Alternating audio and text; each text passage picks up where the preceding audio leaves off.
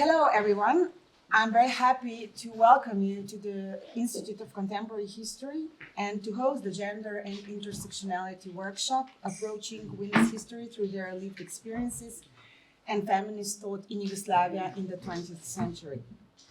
Having myself been involved in studying female industrial textile workers, their memories, experiences, oral histories, life stories in socialist and post-socialist Slovenia, I'm very happy that labor and gender are once again a focus of our History on the Edge Festival. The History on the Edge Festival is a lecture series that usually features guest researchers and international scholars presenting their work. It's intended to open discussions for scholars in the field, but also to talk about historical topics to the broader audience. Intersectionality has provided us with a theoretical tool to see how gender intersects with other social identities, how it's constituted by class, generation, nationality, ethnicity, religion, and so on, how each of these categories cannot be seen independently, but through an intersection and an overlap. The concept that reminds us that social identities are complex, that gender is complex, but so is labor, social, or political history. In Slovenia, the concept is even more or even better known in the field of political science and activism research and civil rights to highlight social inequalities and discrimination and to better understand and recognize social structural violence and social oppression. So have feminists, their thoughts, ideas, activists been aware of the intersectionality in the 20th century in Yugoslavia? What can the concept bring to the study of social, economic, labor, and political history of Yugoslavia in the 20th century? These are the questions that we're going to hear more about today. And I especially emphasize this, like the second one, it's not only to discuss gender intersectionality as a part of the field of gender, but these are like topics, a special perspective that is very important to be considered, like in broader field of like social, labor, political history. With these theoretical commitments in mind, we have divided today's presentations into two sections. In the first section, our speaker will deal with labor history. We will meet industrial workers and intellectuals, also looking at the intellectual from the labor history perspective rather than intellectual history. And in the second section, the presentations are based on biographies that use the intersectional approach to interpret women's experiences in a life perspective and in historical specific social cultural spaces. I will now introduce shortly each presenter.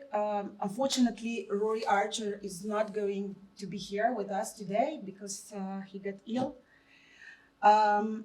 Each presenter will then have 20 minutes for presentation and we'll have like the discussion at the end. So from this first panel, we have even more time for discussion.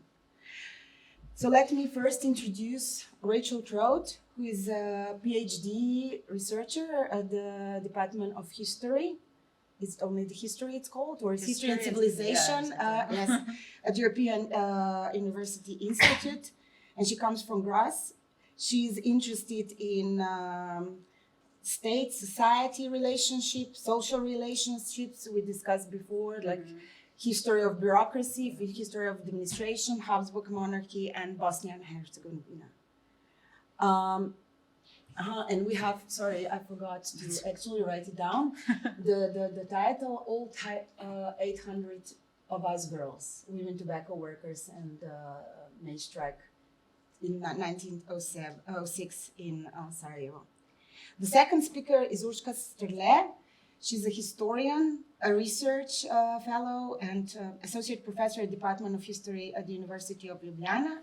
She has been involved in, she's been one of the main researchers in the ERC project, led by historian Marta Vrđenila on post-war transitions in gender perspective in northeastern Adriatic region. She's been involved in migration studies, oral history, gender, and labor history.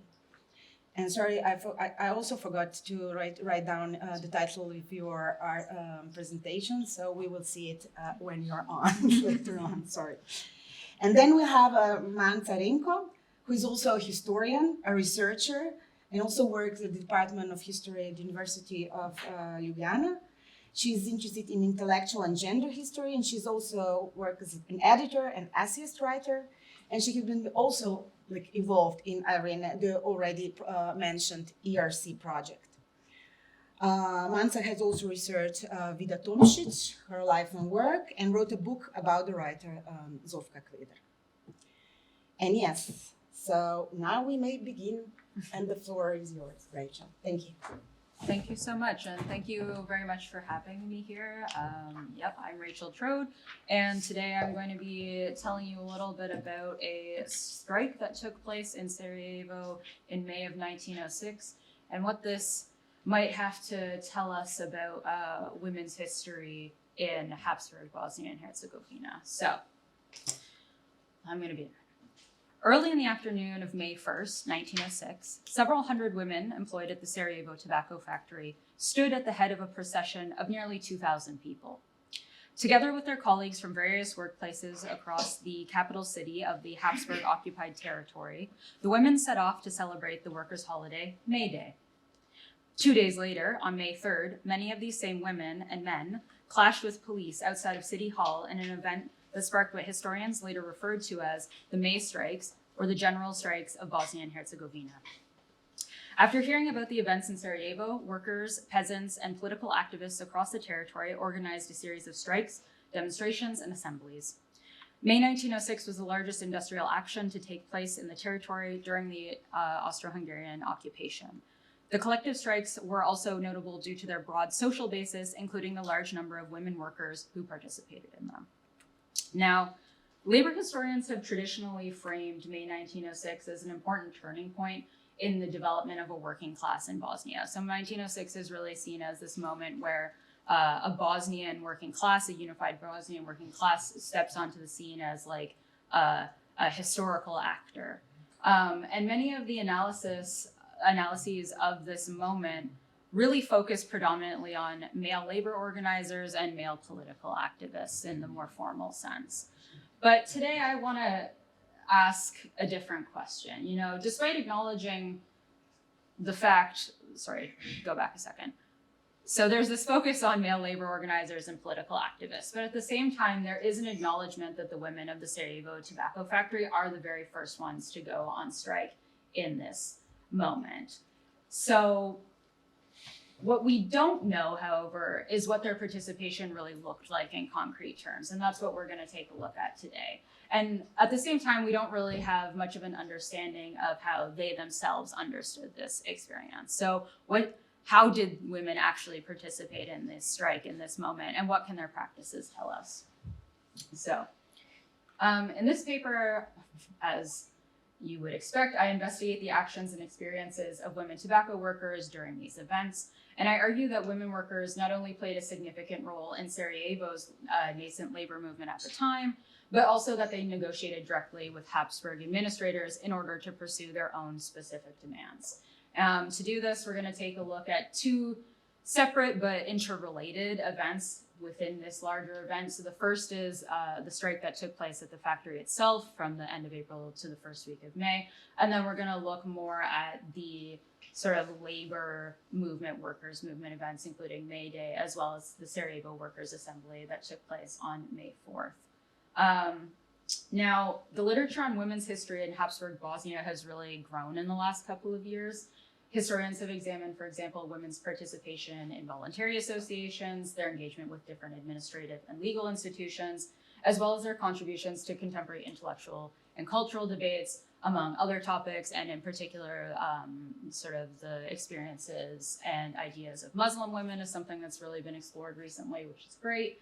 Now, these works have really greatly enriched our understanding of women's lived experiences, as well as their different strategies for negotiating and navigating socio-political hierarchies at the time. The point of my paper today is to start also to contribute to this expanding field by providing an initial case study of women workers' practices in particular, since women's engagement with labor has been relatively underrepresented within this more recent wave of women's history in Bosnia.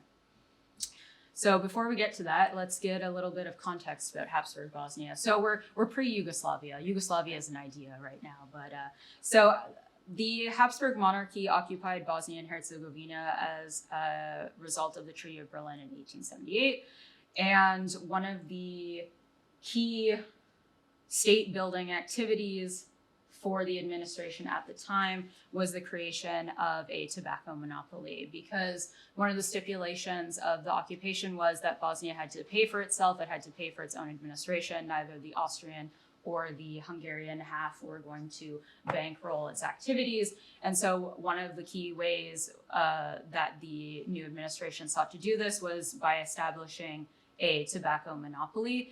And as part of that, the Sarajevo tobacco factory was established in 1880, and this was the premier factory in Bosnia. This is not a particularly new policy from the Habsburg front. They had had monopolies in the monarchy since the late 18th century, so it makes a lot of sense in that context. The tobacco monopoly is really important because of its crucial role in financing the administration. It also therefore directly affected civil servants' ability to wield power in a very concrete sense. And so we can see that the monopoly is actually, by 1908, it's one of the largest, it is the largest contributor to the administration's budget. The other reason it's interesting is because it's an important site of women's labor during the period. So here you can see, again, in 1907, women and girls account for the majority of workers in the tobacco industry at the time, and they're also the majority of workers at the Sarajevo tobacco factory. You can see it's a nice little image of it from a book in the 1930s about how it would have looked. And this is not unusual in the region. This is quite typical, actually, if we look at factories, for example, in the Ottoman Empire or in the Austrian monopoly. You see very similar numbers of women participating in labor in factories and in the tobacco industry overall. Tobacco, the monopoly in Bosnia, is also a very key site of workers' activism. So again, we see this in both the Habsburg monarchy, but also in the Ottoman Empire, that women tobacco workers are increasingly participating in instigating strikes, at least from the 1890s, probably earlier. They're involved in professional associations, in trade union movements, and in Bosnia, you're also seeing this kind of activity. So for example, 20 women tobacco workers actually participated in the founding meeting of the main workers' union in Sarajevo in August of 1905. It's important to note for our story today, though, that there are no formally approved unions in Bosnia at this time. So this is why also you might see a lot more of the women themselves very directly interacting with the administration rather than through labor, like workers' representatives, things like this. All of that to say that women tobacco workers really participated in political movements that sought to reshape how hierarchies of power, both in the factory and also across society, more broadly functioned. And it's for this reason that the Bosnian tobacco monopoly provides a particularly significant avenue through which to explore women's political action in particular. And so political action here really referring to practices that speak to relationships of power rather than formal participation in institutions of governance or political organizations. And this is especially relevant for our talk today, given the fact that women tobacco workers, on the one hand, have no official decision-making power vis-a-vis the Habsburg administration. Indeed, most people in Bosnia don't at this time, nor were they recognized leaders of the Sarajevo workers' movement. But despite all this, as we'll soon see, women workers were very well aware of their positions within these different hierarchies, and they often attempted to directly influence how those hierarchies functioned on the ground. And the first case we'll be looking at today of that is the Sarajevo tobacco factory strike. So, as I mentioned, you can see there, it started on April 30th. It starts in the packaging department because the factory had introduced a change in how cartons were made, tobacco cartons were made, which affected very drastically the amount of money that women could earn in a day because they were paid piece wage. So they originally start their strike because they want a wage increase.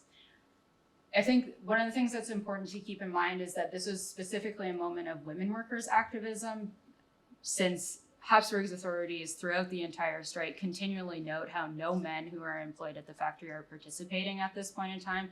It's purely women until the general strike on May 4th happens. This probably has to do with the fact that men and women had different jobs within the factory. They were paid different wages, and that men made much more money than women did. So this different kind of positionality within the factory could be a contributing factor, but we're not really entirely sure why they don't participate. The other thing that I think it's really important to keep in mind is that though the participation in the strike was very clearly divided by gender, there's also a diversity of women workers' positions vis-a-vis the strike. So in total, 450 of the women take part in the strike, but there's also an additional 23 who do not, and they continue to work, and they're escorted to the factory under police guard.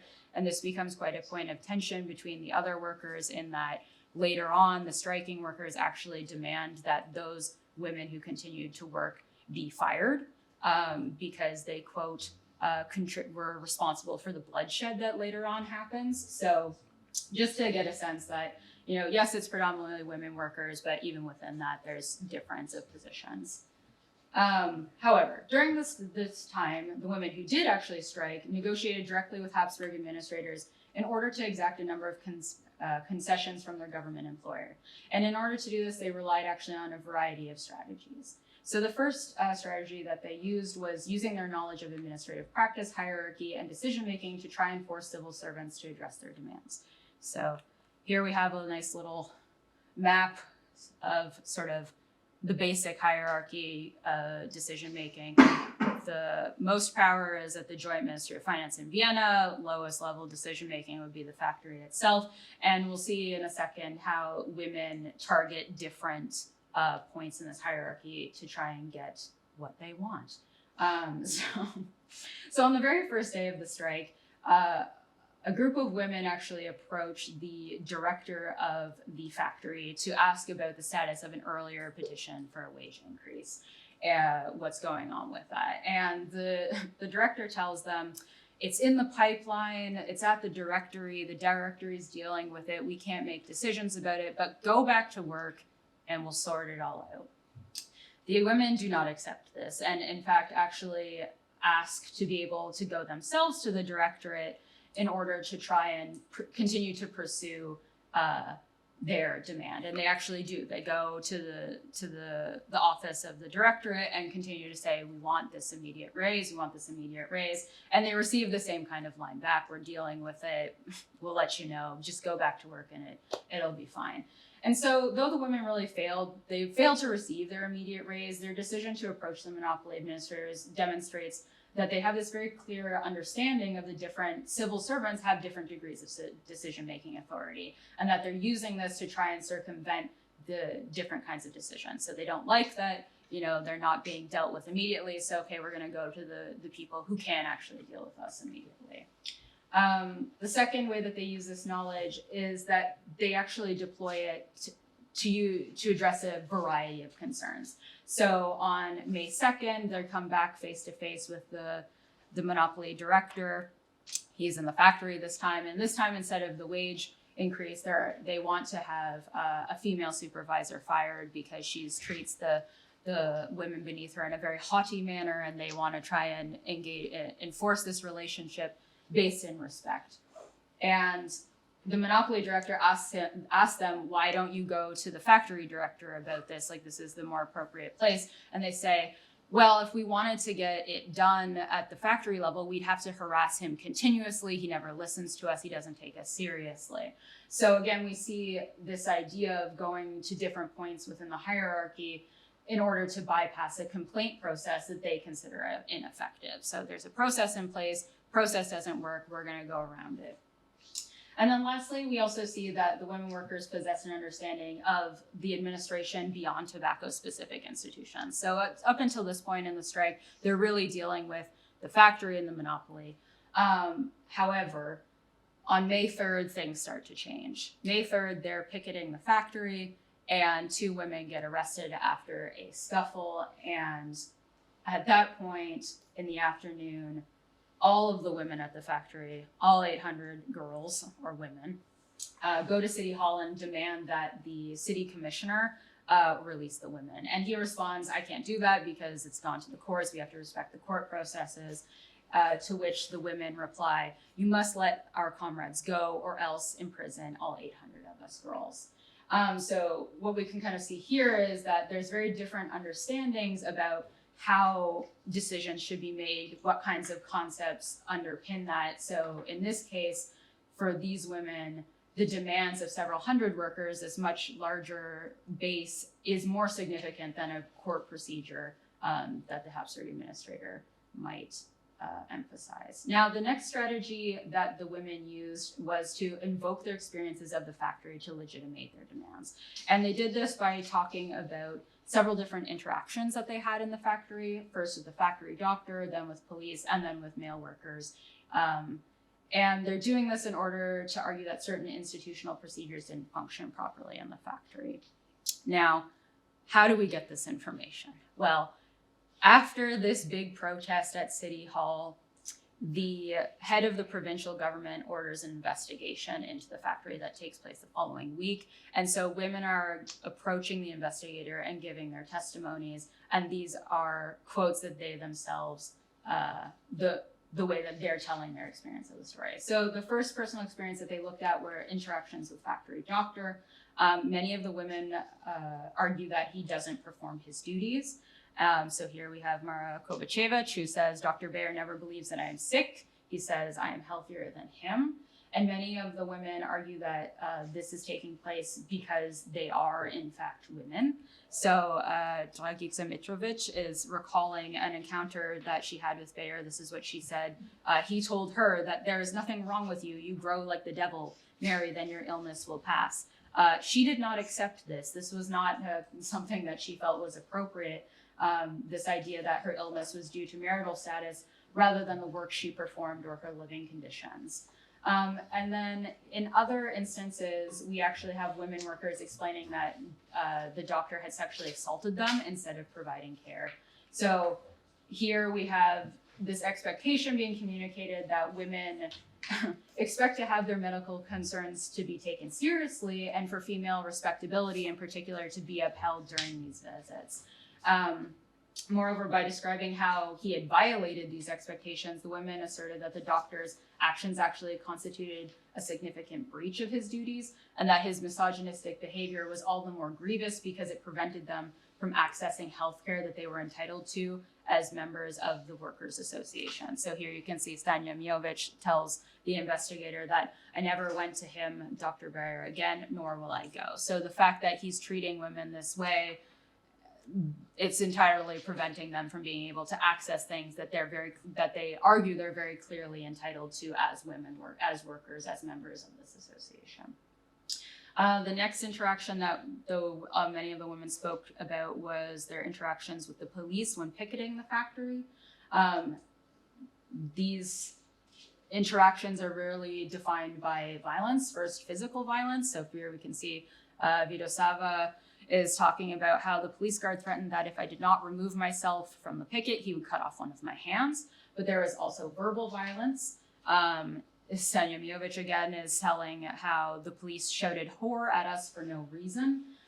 So women workers were subjected to insults that they felt unfairly targeted their sexual morality. This part for no reason. That there could be a reason, but there wasn't in this case. So that's why it's unfair. They hadn't behaved in a way during the picket that could justify such an accusation. So sexual morality for them, they're arguing, is very irrelevant in this interaction. And then lastly, we have women complaining about their male colleagues. So again, Stanja Mijovic, she had a lot to say. She's telling the investigator how our male colleagues want to command us and snapped over us more than the officials. We demand that we only have one master who commands us. So she's talking about men who are not directly in charge of the women, are overstepping what she considers to be the boundaries. So what we can really see here is relations between men and women in the factory at times obscured job-specific hierarchies. Now, what's interesting is that by sharing these experiences, they communicate that they expect the administration to intervene and correct the situation. I'm starting to run out of time, so I'm going to go a little bit quickly. So in the end, for the Sarajevo strike, the administration actually ultimately concedes the demands. The women receive their wage raise. Formal warning is issued to the doctor, and actually the ministry in Vienna orders the government to replace him by the end of the year. We don't know why they do this. We can't really know because of the type of sources. But the whole case study is illuminating because it provides us with several key examples of women workers' strategies in practice. Some of these, such as the repeated targeting of different administrative units and decision makers, draw on their political knowledge of the Habsburg bureaucratic apparatus in the city. Others, like their depictions of their often hostile workplace interactions, were grounded in very personal experiences. All of the women workers' strategies, however, demonstrate the ways in which they tried to influence how relationships of power within the factory and the administration played on the ground. I'm just going to go really quickly in the last part. The second section was going to look more at women workers in the politics of the Sarajevo labor movement. Here, we don't really have a lot of source material that speaks from their perspective, but the argument that I wanted to make is that regardless, their participation is actually used by the organizers, by the labor organizers themselves in very interesting ways. So one example is that women workers are very prominent participants in May Day. You can see here, this is an article from Bosnische Post, which is the government newspaper at the time, but it was repeated in other places as well that you can see here. I highlighted that women workers of the of the carpet factory, but also the tobacco factory are taking at the very front of the procession. We also have the fact that, 25 of the 33 demands listed in the Sarajevo Workers' Assembly petition are very specific to women tobacco workers' experiences. And what's interesting about that is that that petition is put together by people who style themselves as the representatives of a cohesive Sarajevo workforce. So their women workers and their demands are very much central to how this labor movement is trying to present itself to the Habsburg administration. Some of the things that they include are women's material conditions, but also wages. There's arguing that wages didn't accurately reflect the work that the women did, but also demands about the factory environment. So here, the rooms are very small. The dust chokes the women. These are all of the main complaints from this petition. So environmental experiences of the factory are also very important in shaping the demands. We also again see gender. Here we have the doctor being indecent. But also the factory director is rude towards women workers. This is something that, they're arguing that the administration should care about. And then also a very interesting thing is how gender and spatial considerations of the factory intersect. So one of the things that they were asking for is that there be men and women emerge and enter into the factory from separate doors, because there had been instances of men saying things to women, acting inappropriately. So there's this idea that the way that workers move through the physical space of the factory really depended on whether they are men or women. And this is something that's very much embedded in this petition of this burgeoning workers movement. Okay, so in conclusion, really quickly. So case study of women tobacco workers is very interesting because it starts to encourage us to reconsider how we approach the events of May 1906. How so? It shows that there's definitely a previously unacknowledged gender component, concepts such as female respectability, female sexual morality, relationships between men and women in the workplace are really central ideas during this time.